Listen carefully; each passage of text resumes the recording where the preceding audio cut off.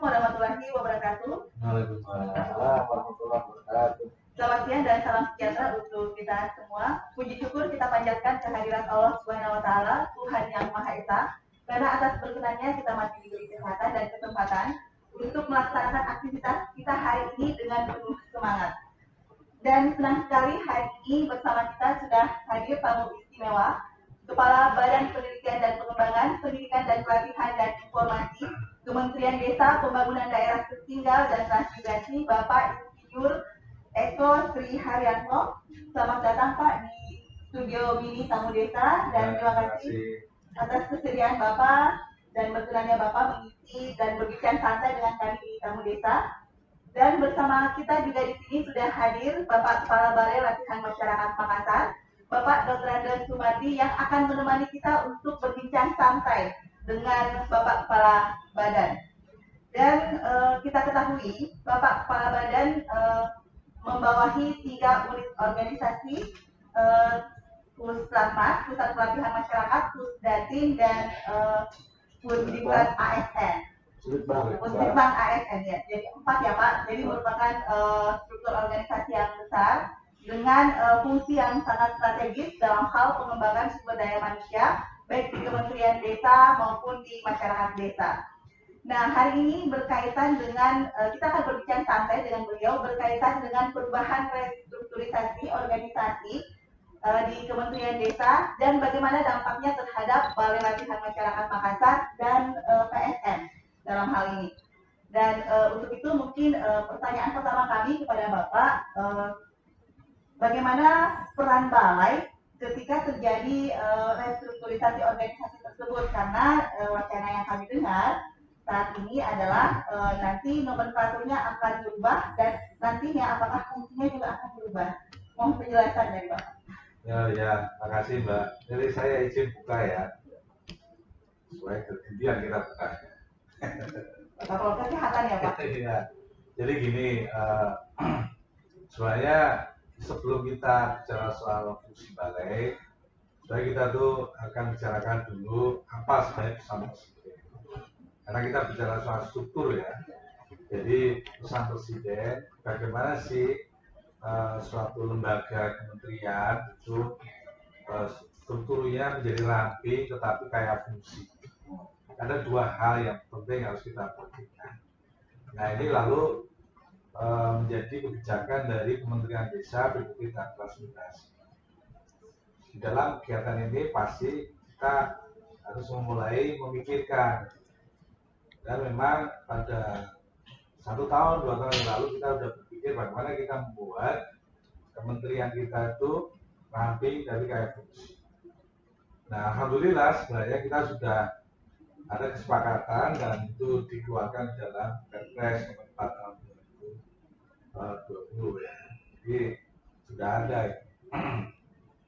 Nah, di kita itu nanti ada perampingan misalnya untuk kegiatan yang kementerian di kita di UK1 ya, UK1 itu transmigrasi digabung jadi satu UK gitu kan. Lalu di pembangunan daerah tertinggal dan pembangunan daerah tertentu gitu ya, itu jadi satu, jadi nanti percepatan pembangunan daerah tertinggal. Lalu yang di UK1 yang lain, misalnya UPND dengan PKP itu kayaknya melebur jadi satu, karena di situ nanti bagaimana pembangunan desa dan perdesaan.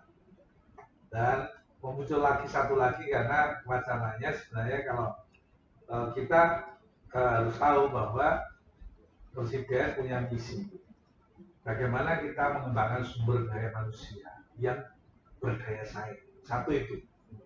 Yang kedua itu bagaimana desa punya peran dalam transformasi ekonomi, gitu kan itu. Nah sehingga Kementerian Desa Pendidikan dan Transmigrasi UK1 yang muncul itu adalah tentang Direktorat Jenderal investasi, jadi investasi ekonomi. Ya. Jadi itu yang muncul.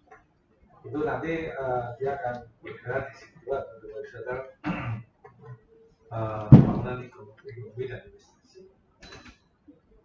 Lalu bagaimana peran nanti dikaitannya dengan pengembangan sumber daya manusia?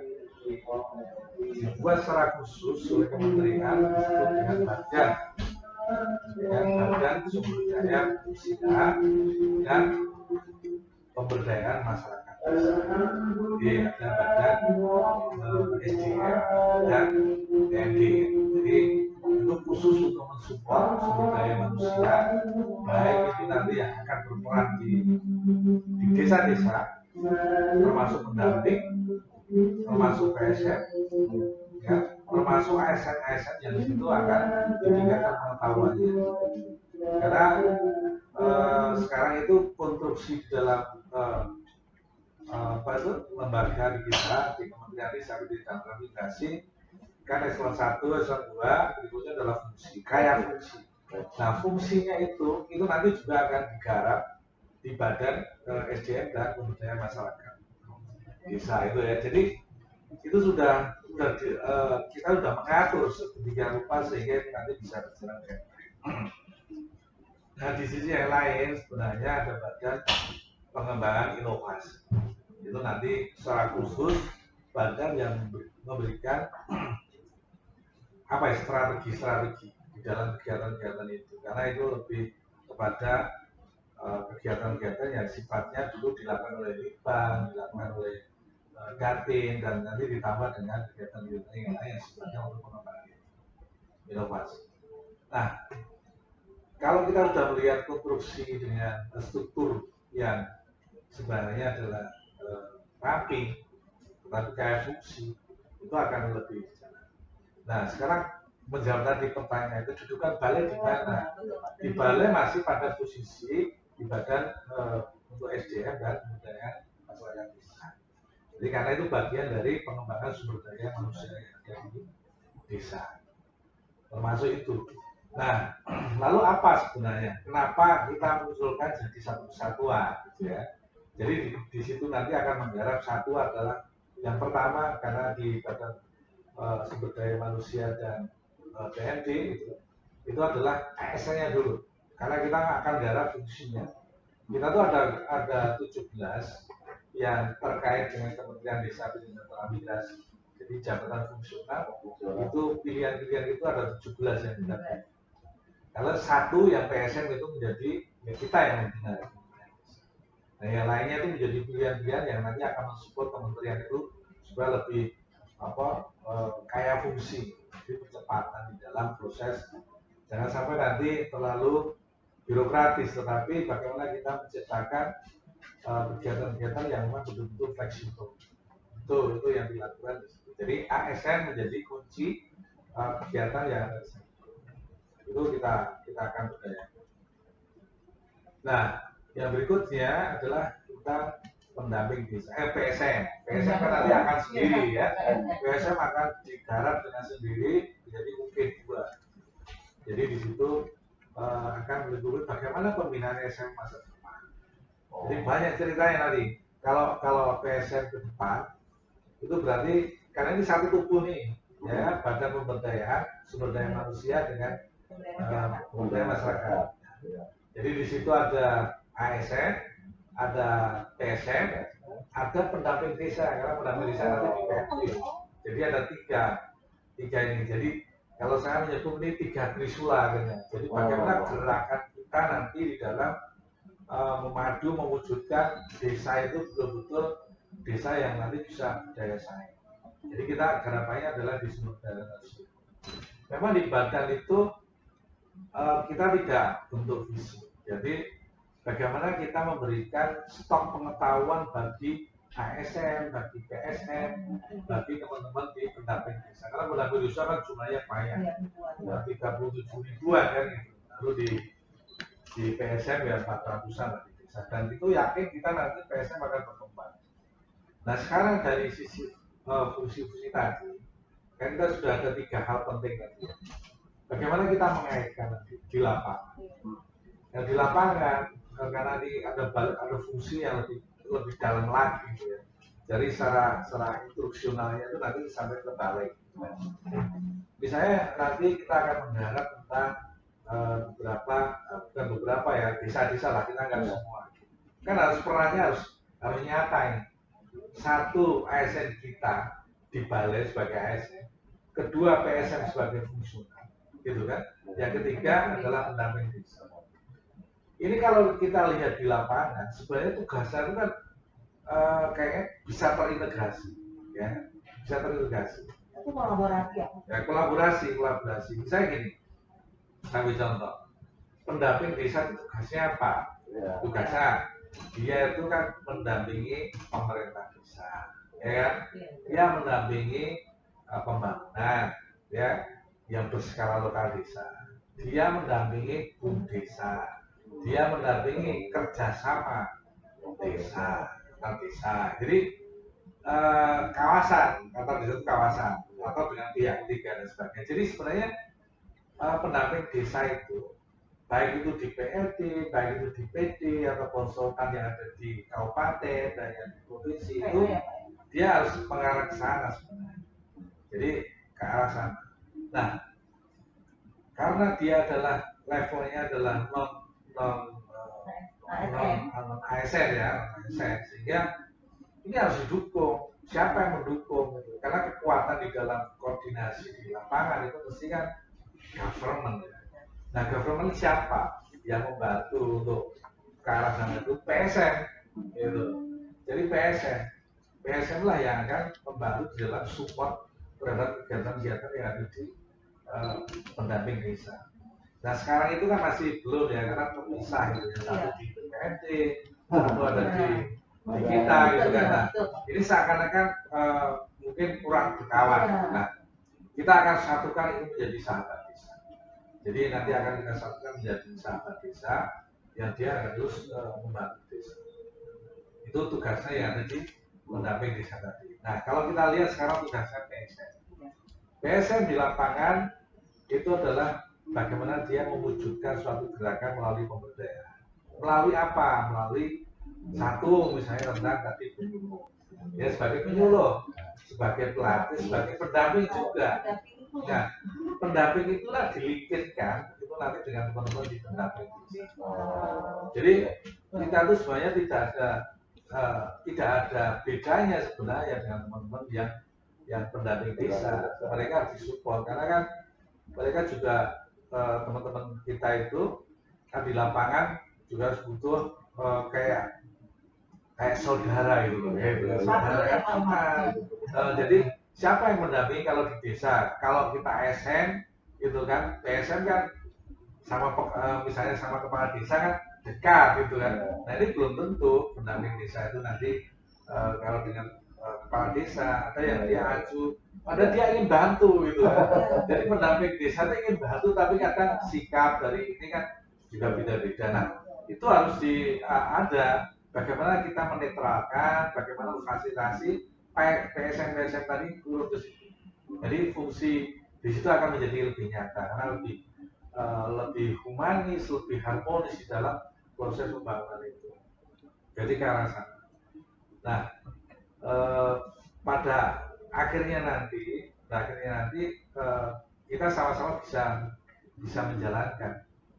PSN juga demikian. PSN kita tuh inginnya PSN nanti lebih profesional, artinya ke depan karena kita juga sudah ada sekarang sudah ada LSP ya, LSP yang kemarin kita sudah dilakukan uji terhadap PSN dan kita sudah sudah jalan, jadi kita sekarang sudah bisa melakukan form sendiri.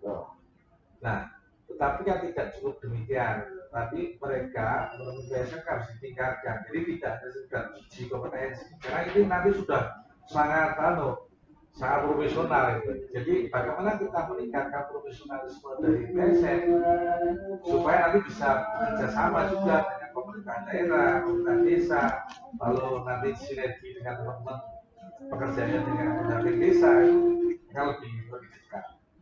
Jadi ke arah sana Mbak. Nah, pola itu nanti kita akan bangun melalui karena nanti ada pelatihan masyarakat di situ. Kita bangun dengan model pelatihan-pelatihan yang mau kita siapkan dengan teman-teman dunia. Jadi model learning management system, ya, LMS. Jadi itulah nanti akademi desa, gitu ya.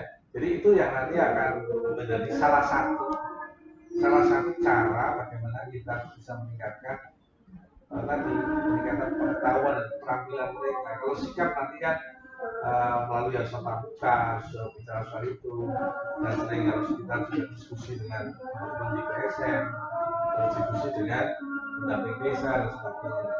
Sebenarnya kita tuh karena memang kurang mungkin ya, kita tuh kurang sering ketemu gitu ya. Karena nanti kalau sudah sering ketemu, dari satu tubuh di dalam badan SDM dan PSM, PMD maksud saya, itu mungkin akan lebih bagus gitu ya.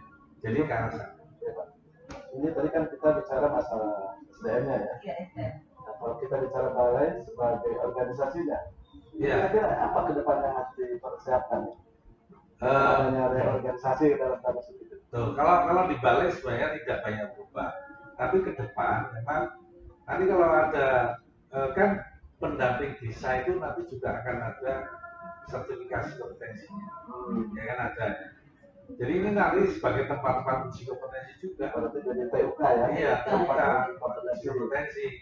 Tapi mereka memang harus ya datang ke sini, tetapi teman-teman di sini ASN-nya kita harus menciptakan asesor baru yang di sini. Jadi nanti akan lebih kuat. Jadi fungsi-fungsi itu tidak hanya sekedar pelatihan, tapi juga harus memperkuat juga teman-teman yang ada di lapangan. Kalau misalnya gini, teman-teman ingin menjadi asesor, kan ada syarat-syarat khusus ya, kan harus juga mendalami apa sebenarnya yang akan terjadi di desa. Kalau misalnya PSM, lalu pendamping desa, lalu kita sendiri ASN nanti jadi asesor, itu akan lebih bagus karena akan lebih tahu sebenarnya. Kalau asesor kalau ingin menguji kan ya harus tahu sebenarnya apa yang dilakukan, tugasnya apa, yang terjadi di desa apa, kan begitu. Nah itulah yang sebenarnya menjadi lebih baik gitu ya, karena nanti juga hubungan kita seperti pembina gitu kan di balai itu sebagai pembina teman-teman yang ada di lapangan. Jadi proses itu akan lebih cair gitu. Jadi konsep di sana sebenarnya yang mau kita kerja. Nah yang ke depan juga sebenarnya kita mengharapkan tidak hanya sertifikasi balai, tapi juga bagaimana kita bisa akreditasi. Gitu. Jadi nanti kekuatan dari kompetensi itu akan menjadi bagian mensupport menjadi akreditasi. Gitu.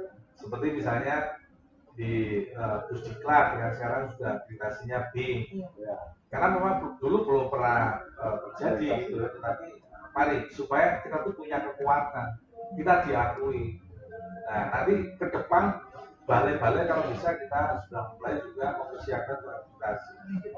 Ya karena jadi kan harus dipersiapkan, persiapan misalnya sarana prasarana, persiapan sumber daya manusia.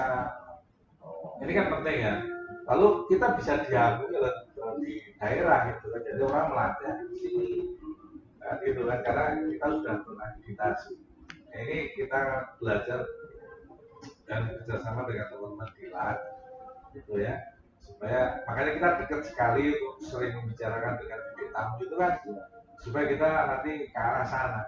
Jadi memang pelan-pelan nanti akhirnya kita akan menjadi bukan hanya untuk keperluan di Kementerian Desa Pendidikan Aplikasi, tapi untuk keperluan di wilayah gitu loh.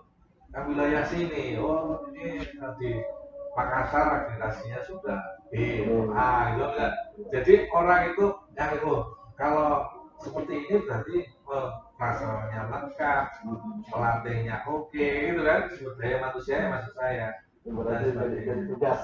Iya. Balai ya untuk mempersiapkan akreditasi dulu. Nah, gitu Pak. Nanti kita ke arah sana. Jadi secara fungsi akan kita juga perkuat, tetapi secara lembaga ya juga kuat. Jadi bagaimana kita mencari pengakuan? Gitu. Pengakuan itu penting untuk kita. Supaya kita tetap eksis gitu. Jadi terima kasih atas penjelasannya sangat luar biasa. Saya saja kayaknya merasa tercerahkan saat dengan apa yang Bapak sampaikan. Karena kemarin dengan adanya itu tentang perubahan organisasi, itu memunculkan pertanyaan kepada kita ini nanti tugas kita seperti apa lagi. Ternyata dengan adanya perubahan tersebut membuat kita untuk menjadi lebih profesional ya Pak. Bukan hanya lembaganya, tapi juga sumber daya yang ada di dalamnya. Jadi karena memang tuntutan zaman yang memang sudah harus tidak seperti dulu lagi ya, kita sudah harus berubah. Jadi demikian mungkin yang disampaikan dan dijelaskan oleh Bapak Kepala Badan Penelitian dan Pengembangan Pendidikan dan Pelatihan dan Informasi terkait dengan perubahan strukturisasi organisasi di Kementerian Desa, Pembangunan Daerah Tertinggal dan Transmigrasi. Dan sangat informatif sekali terkait dengan fungsi kita nanti dan fungsi balai, karena akan memberikan kolaborasi yang menarik nanti ya Pak ya, antara PD dan kita PSN serta ASN yang ada di kementerian, dan memang fungsinya sama ya Pak ya, karena tujuannya juga sama-sama melakukan kegiatan pemberdayaan yang ada di desa. Terima kasih sekali lagi atas kehadiran Bapak dan informasi yang disampaikan. Ada tambahan dari Pak Kepala Balai? Terima kasih. Dan demikian Bapak Ibu Sobat Desa terkait dengan perbincangan kita dengan Bapak Kepala Badan. Terima kasih atas perhatiannya. Semoga kita mendapat manfaat dari perbincangan ini. Wassalamualaikum warahmatullahi wabarakatuh.